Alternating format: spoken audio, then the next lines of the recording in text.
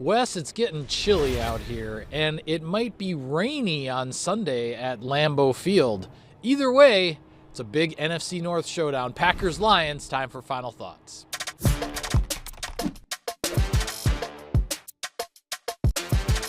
All right, Wes, what's at stake? Isn't it obvious? The NFC North in early control of potentially the best division in football. The Detroit Lions have been off to such a great start this year, but the Green Bay Packers have clawed their way back into this thing. A win over the Lions propels you back to the top. Yeah, and both of these teams are on winning streaks right now. The Lions have won 5 in a row. The Packers have won 4 in a row. It's a classic case of something's got to give.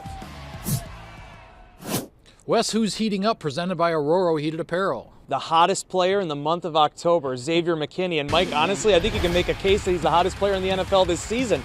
This safety, man, he came into Green Bay and he has made himself at home quickly, and he's going to have a very important role in this game too. The Detroit Lions, they get after it. They have some big receiving weapons. Xavier McKinney could help take some of those away. Yeah, and not so coincidentally, my guy in this game is the other big free agent pickup for the Packers, and that's running back Josh Jacobs, coming off of a monster game in Jacksonville, 25 carries, 127 yards, 2 touchdowns, including the 38-yarder that was his longest run of the season.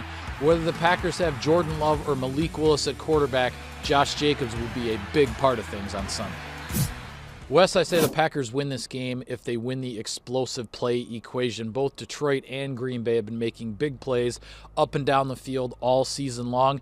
Defensively, you have to limit those for Detroit. You have to make them go the long way and try to grind out drives. And on the offensive side, if you're Green Bay, you have to keep making those big plays, because when the Packers do that, they score points. Absolutely, Mike. The Green Bay Packers, for me to win this game, have to keep the Detroit Lions out of the end zone.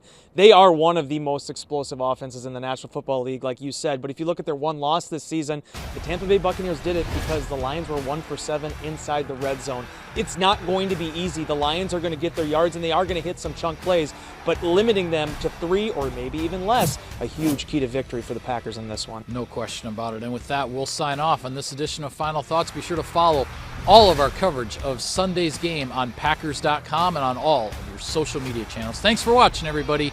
Enjoy the ball game.